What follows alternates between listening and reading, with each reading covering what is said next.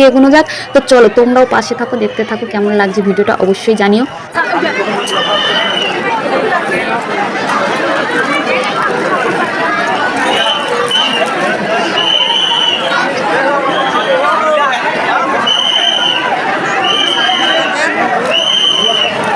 এতটা ভিড় কাটিয়ে যে আমরা যাচ্ছি, আর এই যে রাধারানীর জন্য আমরা ডালা নিয়ে নিয়েছি পুজো দেওয়ার জন্য, তো সামনে মোটেই যেতে পারছি না, কিন্তু আমরা বলেছি যাবো তো যাবো।